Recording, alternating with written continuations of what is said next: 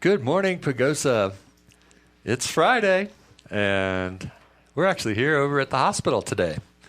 Very good morning, everyone. Thanks for tuning in. Two folks that have been on the radio before, but not at the same time. Dr. Julie Buchner, Medical Director of Primary Care, and Andrew Spangler, EMS Training Center Director, A-Shift Lieutenant. Good morning, you guys. Good morning. Thanks for inviting me over here. Happy to have you. It's always great to get out of the office and do this gig out here. So anyway, we're going to talk about sports, physicals, and things like that this morning. But maybe first, we have new listeners. Maybe introduce yourselves a little bit. Tell us about yourselves and how you got here and your story. Sure thing. My name's Julie Buchner. I'm a family physician, and I have lived and practiced in Pagosa since June of 2016, so coming up on 8 years. My family and I live here, and I've worked at Pagosa Springs Medical Center Primary Care Clinic that entire time. I enjoy providing primary care for all ages. Just love being here. Cool. And I work in EMS. My name is Andrew Spangler. I've been I ride around in the ambulance, and I coordinate the training center activities through the hospital and through EMS. We work over by the fire station. I've been here since 2017. That's when I started. I moved down from Denver, and a large focus of mine has been on heart screenings and preventing potential catastrophe. So making sure that things logistically are organized and making sure education is available and, expanding training opportunities. So, yeah. Cool. Thank you. Yeah, that's great. Yeah. So where do we start? Sure. One of our purposes, or kind of our jumping off point today, is to increase awareness and advertise the Sports Physical Day. Now, a lot of you parents and grandparents already are familiar with this concept, but basically in this town, if your child is going to be participating in a school-affiliated sport, which really started in 6th grade with cross country, all the way up through seniors in high school, all of those kids are required to have a pre-participation exam, aka sports physical. And then that always has to involve a physician or other advanced practice provider like a nurse practitioner or physician assistant, both reviewing health history questions for pertaining to that particular student athlete, and then, of course, assessing that student athlete in person in the context of a quote-unquote sports physical, whereby we assess vision and also do a physical exam, review the questionnaire. And really what we're looking for, and quite simply what I tell parents and student athletes when they present for this exam is, hey, the point of this is to make sure you're safe to participate in sports, that there aren't any injuries or health conditions that we need to further assess or make provisions for before you engage in practice. So the coaches here, they can't let a kid practice unless the student athlete has been assessed and cleared. And this is an annual clearance, so to speak, or examination. And so what we've done for the last couple of years is, this will be our 2nd year in a row, we have one big day. And this year it's Friday, May 17th from 2 to 5 p.m. at the Pagosa Springs High School. Any student athlete can come with a parent or guardian. And this is all the, potential 6th grade cross country runners on up through all, rising seniors, can come to the high school. We provide the forms, we provide the consents, and we provide an opportunity for a one-stop through where they can get these exams done. And excitingly, this year we are partnering with a great organization called Who We Play For, and I'll turn it over to Andrew. Yeah, I started working with them, kind of volunteering time about 6 years ago. Who We Play For is a group kind of born out of tragedy. They did their first heart screening in Florida in 2013. Since then, they've screened over 300,000 kids and over 300 critical findings would be the best way to put it. Often the things found are, things that cause electrical disturbances, structural things that aren't seen on physicals and typically aren't detected until symptoms present. Again, who we play for, a group of kids, they had a teammate of theirs, Rafe Macaron, drop on the field, and it was right before his 16th birthday, and they tried to get, they started CPR. They tried to get to an AED. AED was inside the school, and it was locked up. They couldn't access the AED. So the coach and one of the teammates, they performed chest compressions and did their best until the ambulance got there, and Rafe passed away shortly afterwards. Locally, Ralph Macaron works with lives here. He represents, exactly. So he couldn't be here today, but I've been serving on their medical advisory committee, kind of in a logistical capacity. The screenings in Colorado have expanded. We offer screenings in Durango, Bayfield, and annual screenings in Pagosa here. And we partnered with the hospital last year. Obviously, I've worked for the hospital, so it's been great to know everybody back and forth. And the hospital doubled the amount of people. With their advertising efforts, we reached twice the amount of people that we had ever before. Really? We screened February 23rd at the middle school, and this event is going to be huge. Wow. Because really this groups together a lot of the questions that are asked for these screenings, and it's paid for. So these kids are going to get a free EKG, something that would cost an exorbitant amount if you were to do it on your own, along with the sports physical. Statistically, you're looking 95% of kids, if they have anything going on that's unable to be seen, it'll be uncovered during this heart screening and sports physical event. So it's pretty huge to have this offered down here. That is in a rural area of Colorado. I will define EKG because some of our listeners know that and some don't.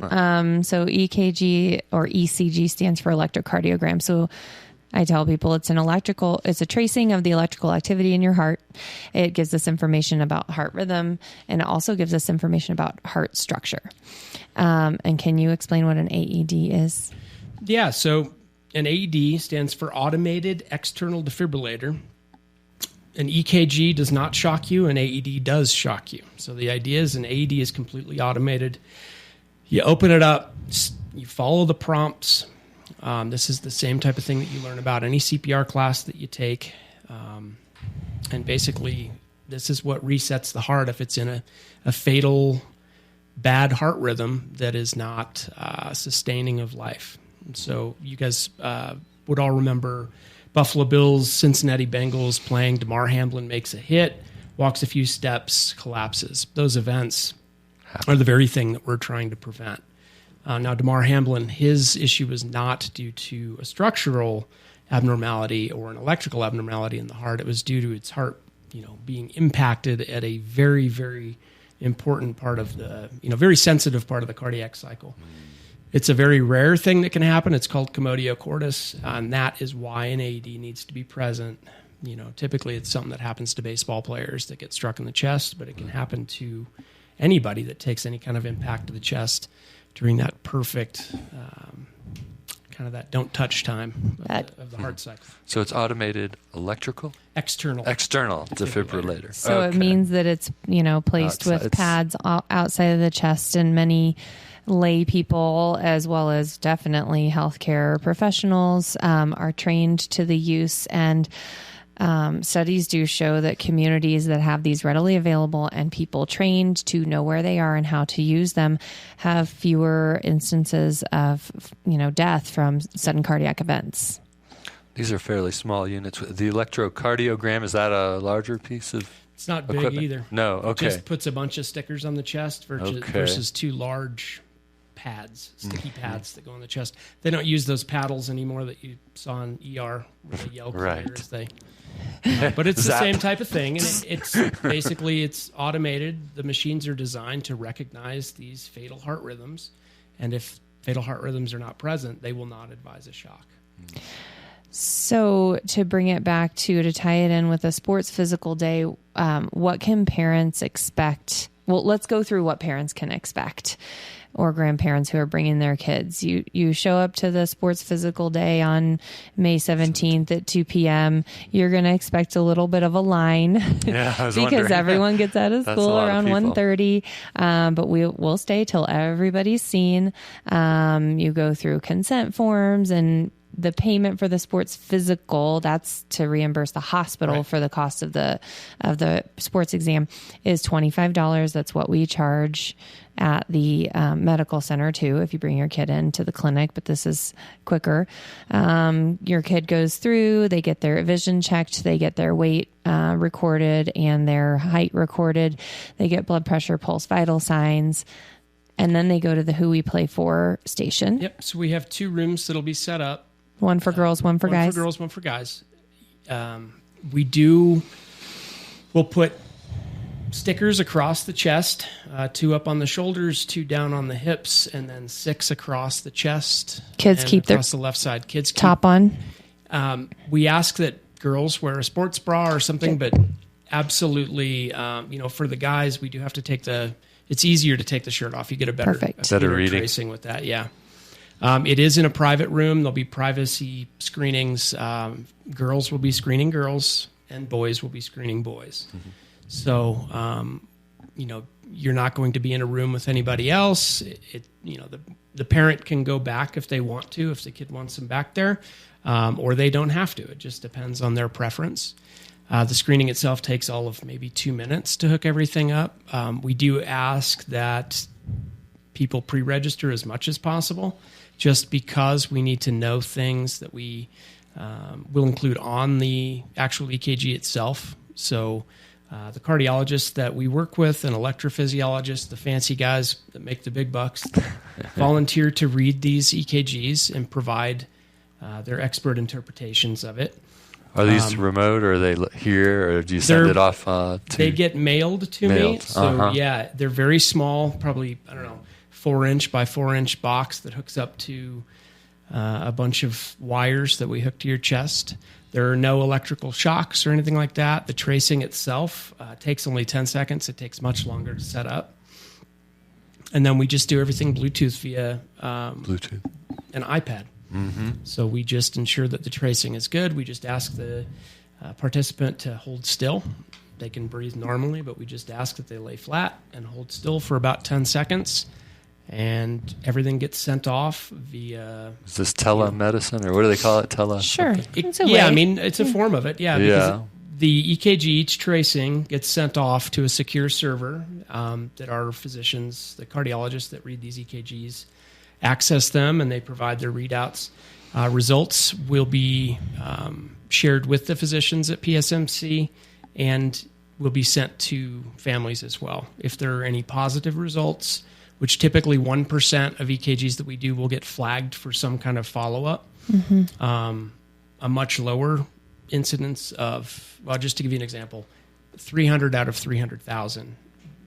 That's kind of the number. Is an actual finding. Defects. Wow. Yeah, actual findings that need to be that need to have some intervention. So some people may get called and shared with, hey, there was a small abnormality. Right. Let's investigate further. That's when we will connect them with either their regular pediatrician, their regular primary care, or if they don't have primary care, we can certainly step into that role in the primary care clinic and assess further. Exactly. And we have a cardiologist that comes down to southwestern Colorado. Dr. Christopher Rausch is coming down May 27th and 28th, I believe. Perfect. So it's already set up. He's been communicated with. So if there need to be any follow-ups, follow-up testing or anything like that, he has agreed to see anybody that needs emergent follow-up or urgent follow-up.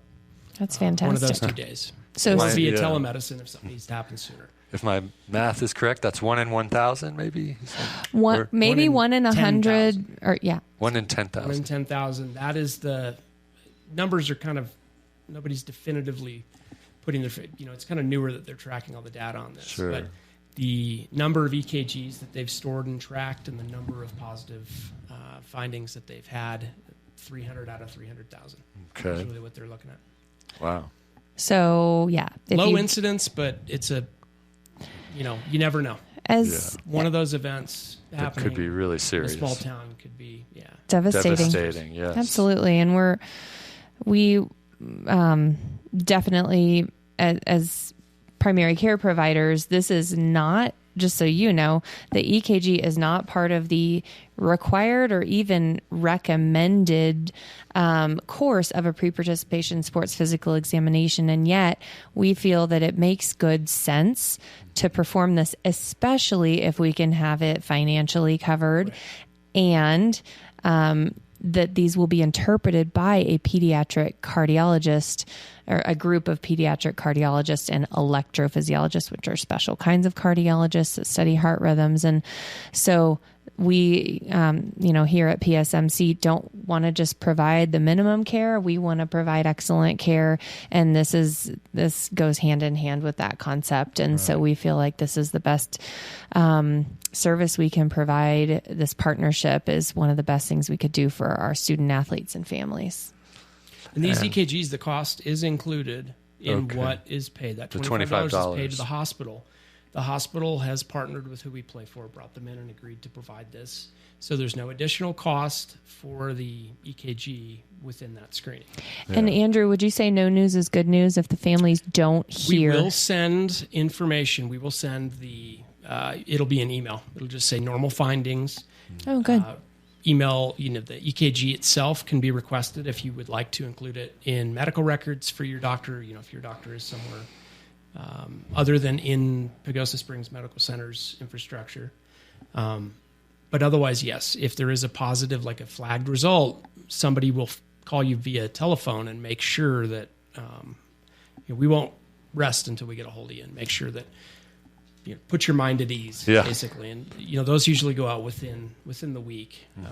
Usually they'll all be read up within 7 business days or so. Flagged results typically go out earlier.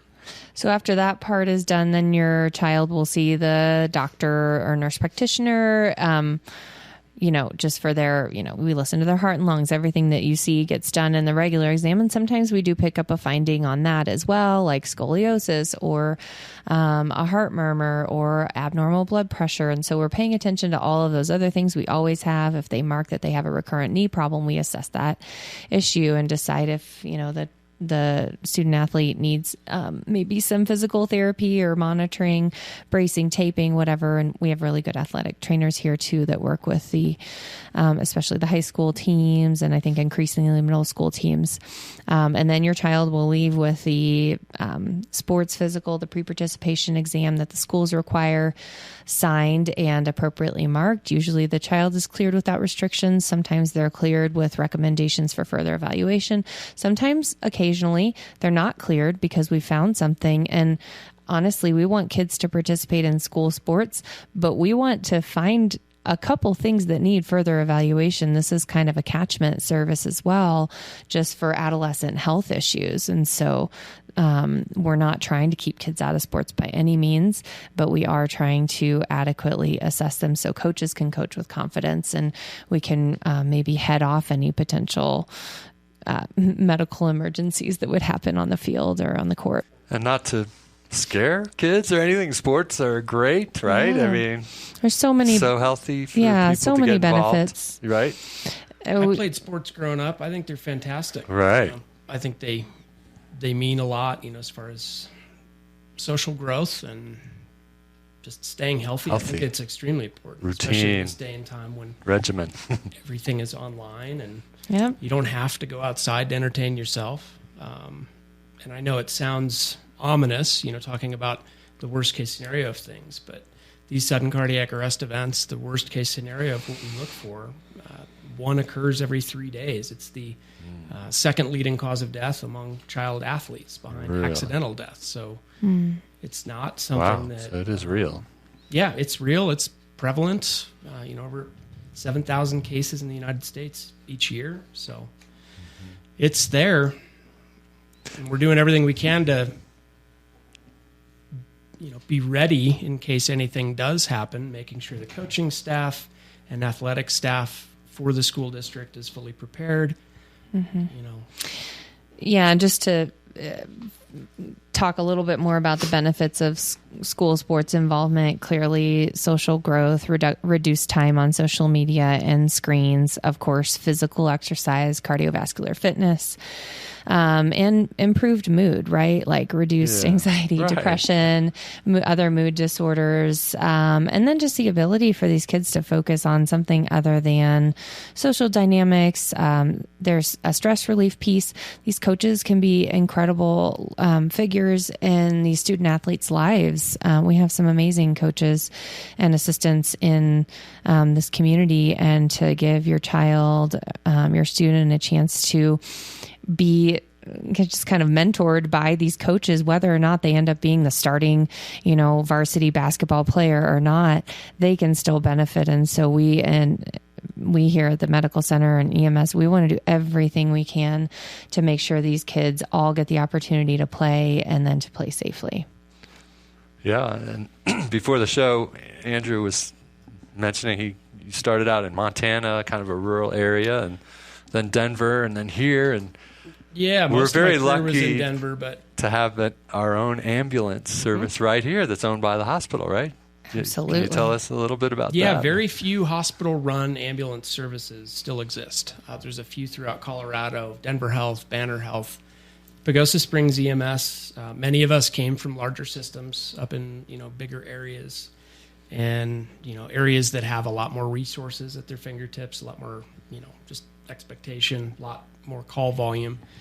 We run a smaller system down here, but we have a good system. I think if you put us side by side and compared us with any other hospital-based EMS system in the state, I'm confident that we'd be running right along with them. Andrew's being humble. It's an award-winning system. There you go. So statewide. Can you tell us a little bit more about that award? I can't remember the year. Was it 21? Yeah, 21. We didn't get Service of the Year. Paramedic of the Year, Dave Bronson, received a Lifetime Achievement Award, and then I got Educator of the Year. Wow. And then I think it was back in 2014 they were Service of the Year. Okay. So, the amount of things that our EMS agency gets involved with, and it's because we're hospital-based. We have the ability to, work alongside providers, and, our education, our training opportunities, providers, nurses, hospital employees, they're all there. It's not like you're just doing everything with your own EMS agency or fire service like would happen in most services throughout Colorado. So I think that our EMS agency gets a lot more exposure to different areas of care. We were able to, run a 48-hour. We work 48-hour shifts, and then we have 4 days off. Okay. So there's plenty of time for us to decompress. And the call volume in this area, we run about 2,000 calls a year. The call volume, I think, is low enough that it doesn't, cause us to really have to worry about our own mental health on a daily basis. We definitely do get our fair share of, with Wolf Creek Pass and Yellow Jacket Pass, and we definitely get our fair share of really out in the boondocks too, trauma, exactly. Hinsdale. And there's no, and we cover southern area of Hinsdale County, and so there is getting out to a larger hospital can take a long time. Usually we'll have to send them by airplane to a larger hospital on the Front Range. But I think this is the service itself, EMS gets a chance to participate in getting these patients stabilized and getting them ready to go out. And then sometimes transporting them out. If the weather won't allow them to go by an air service, we may be driving them to Colorado Springs or to Albuquerque or, something like that. Or to Denver. So, this is all part of the injury response management that we're getting to, right? Absolutely. Andrew, sports. I know you've been on quite a bit, but I think the last thing we wanted to touch on maybe was the school response plan, and that has been primarily developed by EMS. Yeah, so there's a group called the Corey Stringer Institute. And they have a project. It's a nationwide project called TUFS, Team Up for Sports Safety. And basically, we've used guidelines that they recommend to to make sure that there are adequate and complete emergency action plans in place in case something were to happen. So we met with the athletic department at the school, as well as the district nurse, and basically they drafted guidelines. Jason Webb, our EMS chief, and myself, we went through those guidelines and made sure that everything that is sport specific as well as location specific. So something that's in the gym, for example, a response to the school gym at the middle school is going to be different than a response to the football field at the high school. We also made sure that EMS is contacted in any of the instances that are precursors to sudden cardiac arrest events.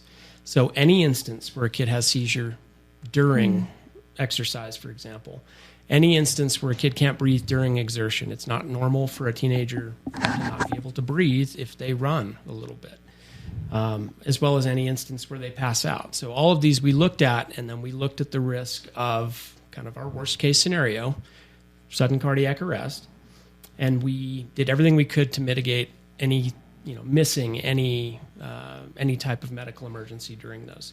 So that means that the coaching staff, using these guidelines, if a kid passes out, 911 is contacted. And the reason for that is if something occurs during that 5 to 7 minute period that it takes for EMS to actually get on scene, that we're already on our way, that you don't wait for something larger to happen.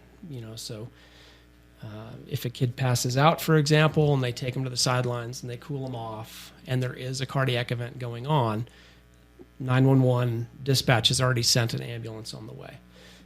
That way, we just get there faster. There is a correlation between survivability from cardiac arrest and intervention with an AED, chest compressions, that type of thing. So, we looked at all of those and we made sure that we implemented, basically we plugged any hole that we could see or any potential, the gates. I think that was one big thing, making sure that the gates for our ambulance to get onto the track was always unlocked for these games, because that wasn't, the instance before, or that wasn't the case before. Making sure that there's AEDs accessible. The athletic trainers now have AEDs on their person, so it's not just dependent on being at the football field, with the AED being in the field house up there. So there will be an AED available should anything occur. And this should make the crowd feel better too. Any parent or anything like that has something happen in the stands, there is an AED on site, and it's carried with the athletic training staff. And so that's important, to... Absolutely. And all of this might sound technical, but the truth is, communities where more adults and even adolescents are trained in CPR, basic life support CPR, will understand this very quickly. It's pretty simple when it comes down to it. I certainly won't go through any sort of like CPR overview right now, but what to do in those initial 5 minutes can save a life, can keep pumping blood to the brain and to the heart, and the vital organs until the professionals arrive. And we have excellent professionals in this area, but sometimes there's a little, they can't teleport there. Exactly. They'll get there as fast as they can. And we've also looked at, we're going to be providing free hands-only CPR classes to the community. So we're going to be offering that multiple times. My partner at Kelsey Jensen, she was on here, I think, 2 weeks ago discussing it. So we recognize that all the things that need to put this in place to get us to a gold standard response system include community education. And so providing that, we have machines now that do CPR for us. So it's one of those things that, the importance of bystander CPR cannot be overstated. I mean, it has to be there for there to be a good, solid chance at survivability. And hands-only CPR means you don't have to do mouth-to-mouth. Oh, okay. There's no confusing ratios to get bogged down in. You don't have to remember, is it 15 to 2? Is it 30 to 2? You just do chest compressions. Obviously, the AED is what we really want to get there. This buys you time until the AED can arrive and fix the issue if it's an electrical issue. Yeah. To get information on these classes, do people need to go online to Pagosa Springs Medical Center website, or what's the best way? Yeah, we'll do a big push. I think Kelsey was looking at this summer. Yeah. But yes, it'll be pushed through the website and advertised through the website. I think we're kind of straying a little bit off track, but you can always call my voicemail and check up 970-507-3843. And I would be happy to point you. We'd also be happy to arrange a class if you at your workplace, or if you want to get, you and your friends want to get together and put on a class in the morning. We're happy to do that too. And my hope too is that, like, and this may be true already, I'm sorry if it is, but my hope would be that this would be incorporated into the health curriculums starting at the middle school level. These kids are babysitting their little brothers and sisters. They're with their grandparents. I mean, they could, and they have been I've heard these inspiring stories of kids and teens being the ones that saved the life. Heroes. And that's it's just incredibly compelling. Kids can handle a whole lot more than we give them credit for. True. Thank you. Andrew Spangler, EMS Training Center Director on Good Morning Pagosa, and Dr. Julie Buchner, the Medical Director of Primary Care. And for that, we try to remain available, as a walk-in clinic. Our walk-in clinic services Monday through Friday, so you can bring that kid in Monday morning if you need to. We will be happy to assess. We just ask that parents understand and kids understand, hey, if we're not releasing your athlete to participate again, it is out of care for their brain and their neurologic future. It's not because we don't want them to be able to do sports. So, and it's never good timing for the kid. No, it's always the worst. I've had parents that ask us to clear a kid on a concussion because they have playoffs next week, and it's really you got to look at the big picture. So yeah, absolutely. Like we have pitch counts now. Same idea, right? Exactly. Save the limb. Let's save the brain too. So it's less of a visible injury, I think, and education and awareness is being raised, definitely on the rise. So yeah. So, well, you guys are awesome. I know you're busy, so we just one more time I'll mention the event that's coming up May 17th, Sports Physical Day at the high school, 2 till 5. You got it. That's 2 till whenever we're done. Yeah, okay. And just thanks so much. We're so proud of you guys and our hospital, and just so grateful. Thank you. Thanks for letting me drop by the hospital today, and wishing everyone a great day and weekend. We'll see y'all later.